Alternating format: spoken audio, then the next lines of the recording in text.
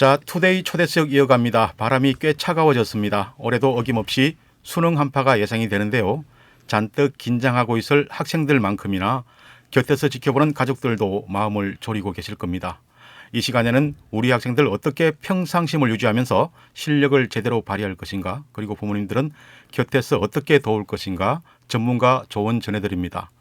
20년 넘게 일선 학교에서 진학 지도를 담당한 베테랑 교육자세요.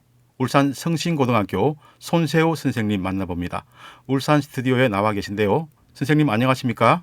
네, 안녕하세요. 반갑습니다. 네, 반갑습니다. 수능 시험이 코앞으로 바짝 다가왔는데 마지막 스퍼트가 중요한 시기죠. 남은 기간 우리 수험생들 어디에 중점을 두고 마무리 준비를 해야 할까요? 네, 이 시기에는 새로운 것보다는 자신이 아는 것을 완벽하게 자신의 것으로 만드는 과정에 집중해야 합니다. 먼저 최종 마무리용 과목별 핵심 정리 노트를 만드는 것입니다. 그동안 공부했던 교재나 오답 노트를 훑어보며 과목별로 꼭 알아야 할 핵심 개념, 공식, 취약했던 문제 유행 등을 자신만의 방식으로 압축 정리하는 것이죠. 예. 시험 직전에 빠르게 훑어볼 수 있는 나만의 최종 요약본이라고 보시면 됩니다. 그 다음으로 중점을 두어야 할 것은 수능 시뮬레이션과 수면 조절인데요. 수능 시뮬레이션은 시험 당일처럼 아침에 일어나 국어부터 탐구까지 시간표에 맞춰 생체 리듬을 조절하는 것입니다. 예. 특히 수능 당일 최상의 컨디션을 유지하기 위해 수능 시간대에 맞춰 공부하고 충분한 휴식과 수면 시간을 확보하는 것이 중요합니다. 밤샘 공부보다는 양질의 수면을 통해 뇌 기능을 최적화하는 것이죠.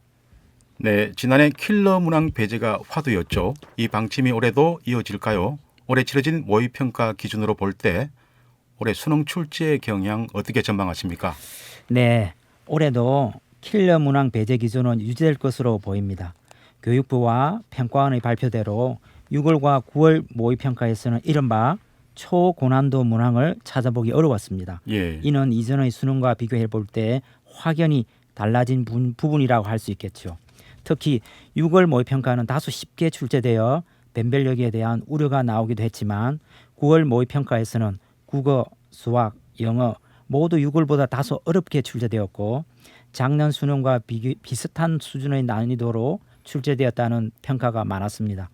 이것은 변별력을 확보하기 위해 킬러 문항 대신 준 킬러 문항의 난이도를 상향하거나 개수를 늘리는 방식으로 조절하고 있는 듯이 보입니다. 예. 결국 특정 유형의 어려운 문제보다는 개념에 대한 정확한 이해를 바탕으로 여러 개념을 복합적으로 사용해야 풀 수 있는 문제들이 늘어날 것이라 예상합니다.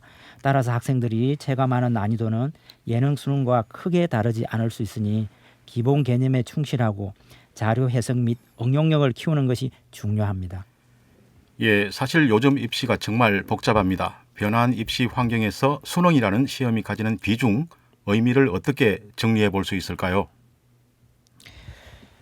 복잡한 입시 환경 속에서 수능은 여전히 가장 강력하고 보편적인 대입의 기준점이라고 할 수 있습니다.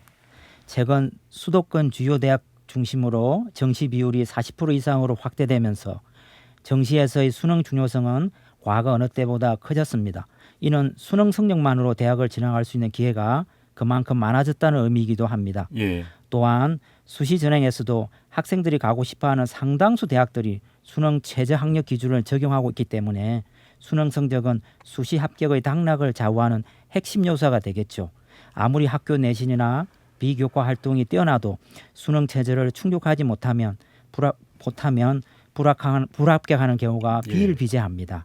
결론적으로 수능은 정시 합격의 기준이자 수시 합격의 필수 요건이면서 동시에 불리한 학교 내실을 극복하고 상위권 대학을 진학할 수 있는 또 다른 강력한 무기가 될 수 있습니다. 내신이 다소 부족하더라도 수능에서 뛰어난 성적을 거둔다면 얼마든지 원하는 대학에 합격할 수 있는 역전의 기회가 되는 것이죠. 어떤 전형을 목표로 하든 수능의 중요성은 변함이 없다고 생각합니다. 네. 실전은 기세라는 말처럼 1교시 국어 영역이 전체 판세를 좌우합니다. 1교시를 잘 치르기 위한 전략, 그리고 혹시 예상보다 시험이 어렵게 느껴질 때 멘탈 관리법이 있다면요? 정말 그렇습니다. 1교시 국어는 수능의 시작이자 심리적인 영향을 가장 많이 주는 과목이죠. 먼저 자신이 선택한 화법과 작문이나 언어와 매체에서 시간을 아껴 독서와 문학에서 충분한 시간을 확보해야 합니다. 즉 자신이 잘하고 자신감을 가질 수 있는 영역을 먼저 빠르게 정확하게 해결한 다음 남은 시간을 고난도 지문에 투자하는 전략이 효과적이라 여겨집니다. 예. 그리고 예상보다 시험이 어렵게 느껴질 때의 멘탈 관리법은 이렇습니다. 나에게 어려우면 남에게도 어렵다는 생각을 하는 것이죠. 내가 어렵다고 느끼는 것은 다른 수험생도 어렵다고 느낄 수밖에 없기 때문입니다. 이럴 때 당황하지 않고 침착하게 아는 문제부터 풀어내면 상대적으로 더 좋은 결과를 얻을 가능성이 매우 높습니다. 완벽하게 풀겠다는 생각보다는 지금 내가 풀 수 있는 문제를 최대한 맞춰 나간다는 마음으로 임하는 것이 중요합니다. 네, 2교시 수학 영역 쉽지 않죠. 많은 수험생이 가장 부담스러워하는 시간입니다. 어려운 문제에 막혔을 때 과감히 넘어가는 용기도 필요할 텐데요. 시간을 효율적으로 배분하는 이 노하우가 있겠습니까? 수학은 시간 배분이 당락을 결정하는 과목이라 해도 과언이 아닙니다. 쉬운 문제부터 빠르게 해결하며 점수를 확보해야 합니다.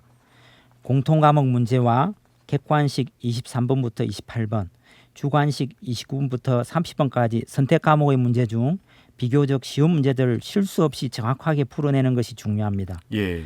이처럼 배점이 낮은 쉬운 문제들부터 확실하게 풀고 곧바로 마킹까지 완료하여 점수를 확보하며 전체 시험에 대한 심리적 부담감과 걱정을 줄여나가는 방법을 강력히 추천합니다.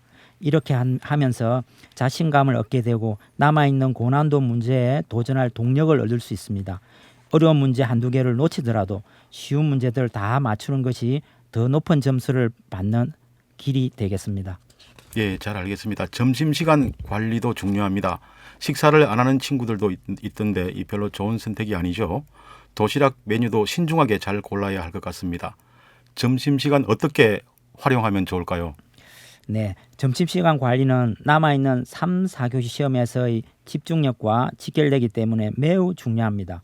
식사를 거르는 것은 절대 좋은 선택이 아닙니다. 예. 뇌 활동에 필요한 에너지가 부족해져 오후 과목에서 집중력이 떨어질 수 있기 때문입니다. 수능 도시락은 평소 수험생이 좋아하고 속을 편안하게 해주는 메뉴로 준비하는 것이 가장 좋습니다. 긴장으로 인해 소화 능력이 떨어질 수 있으므로 새로운 메뉴보다는 익숙한 음식을 선택하는 것을 권합니다. 점심시간에 보통 같은 학교 출신들이 모여 식사를 하면서 오전 시험에 대한 평가를 하는 경우가 많은데 이것은 반드시 피해야 합니다. 이미 치른 시험에 대한 얘기는 불안감만 키울 뿐 어떤 도움도 되지 않습니다. 대신 부모님께서 정성껏 준비해 주신 도시락을 맛있게 먹으면서 남은 시험을 어떻게 준비할 것인지 스스로 멘탈을 관리하고 다잡는 것이 훨씬 중요합니다. 예. 잠시 눈을 감고 휴식을 취하거나 가벼운 스트레칭으로 몸을 푸는 것이 좋습니다. 네. 사전에 그렇게 강조를 하는데도 또 뭘 빠뜨리거나 또 금지 물품을 갖고 들어가서 난처한 상황에 처하는 학생들이 있어요.